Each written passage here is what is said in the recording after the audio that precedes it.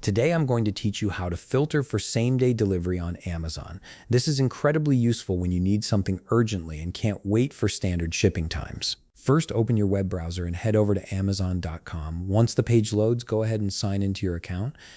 This step is essential because delivery options are often personalized based on your location and Prime membership status. After you're logged in, navigate to the top search bar, click on it and type in the product you're looking for, then hit enter. The search bar is your gateway to finding exactly what you need, and once you search, Amazon will display all available options for that item. Now here's where the filtering magic happens. Look over to the left sidebar of the page.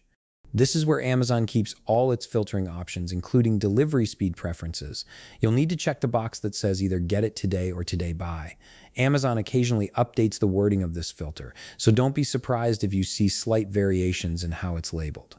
The important thing is that it indicates same-day delivery availability. Once you check that box, Amazon will automatically refresh the product listings to show only items that qualify for same-day delivery in your area.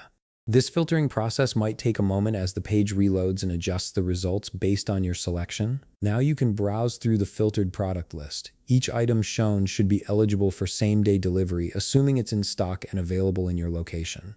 Take your time looking through the options to find the product that best fits your needs. Keep in mind that same-day delivery availability can depend on factors like your zip code, the time of day you're ordering, and current inventory levels at nearby fulfillment centers. And there you have it.